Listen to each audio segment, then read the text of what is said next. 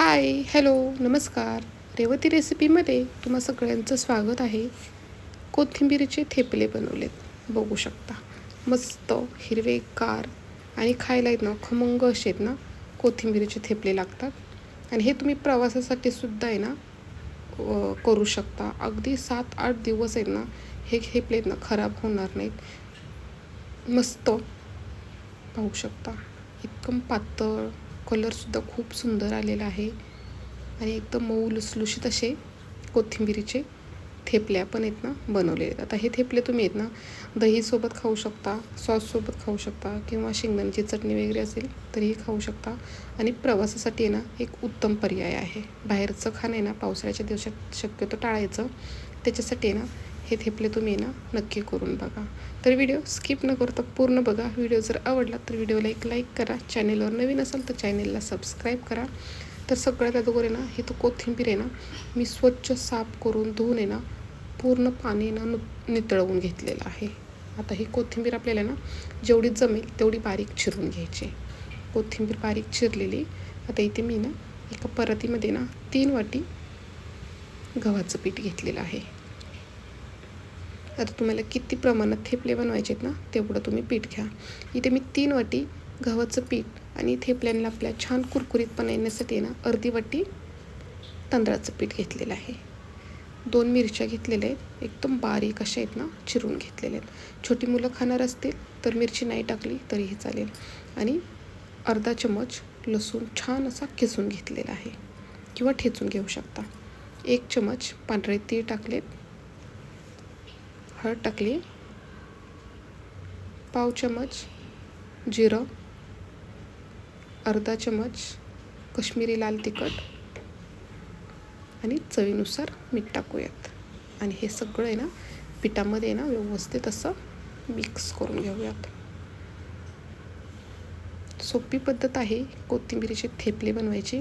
आणि ते कोथिंबीर पण छान अशी बारीक चिरून घेतलेली आहे. आता कोथिंबीर टाकूयात. तर सगळी कोथिंबीर मी ते टाकलेली. पहिल्यांदा आहे ना पाणी न टाकता आहे ना कोथिंबीर आणि पीठ सगळं व्यवस्थित असं आहे ना आपल्याला बघा ह्या पद्धतीने ना मिक्स करूयात. छान असं मिक्स झालेलं आहे.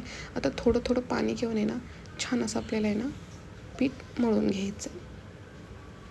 अगदी थोडं थोडं पाणी टाकून पीठ आपल्याला जास्त कठीणसुद्धा ठेवायचं नाही किंवा जास्त पातळसुद्धा ठेवायचं नाही. हे बघा आपण चपाती करतो ना त्याच्यापेक्षा थोडंसं घट्टसर ठेवायचं.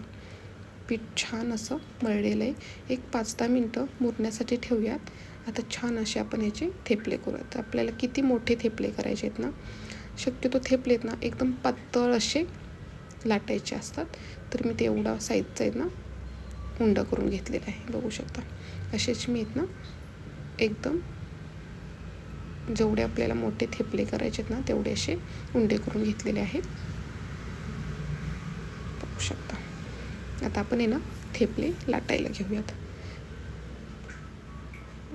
सुकं पीठ लावायचं आणि छान असं आपला थेपला आहे ना मी तुम्हाला दाखवते त्या पद्धतीने ना लाटून घ्यायचं.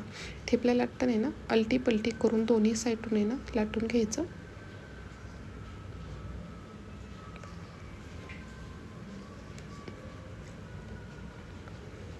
छान सगळीकडे व्यवस्थित अलटी पलटी करत थेपले आपल्याला एकदम शक्य होईल एवढे पातळ असे लाटून घ्यायचे. जेवढे थेपले पातळ असतील तेवढे ते खायला आहेत ना मस्त लागतात. आणि तुम्ही पाहू शकता, तुम्हाला कळत असेल की किती पातळ असे मी थेपले आहेत ना लाटलेले आहेत. हे बघा अगदी पातळ असे थेपले आहेत ना लाटलेले आहे. तुम्हाला अजून एक दाखवते, एका ताटामध्ये काढून ठेवते.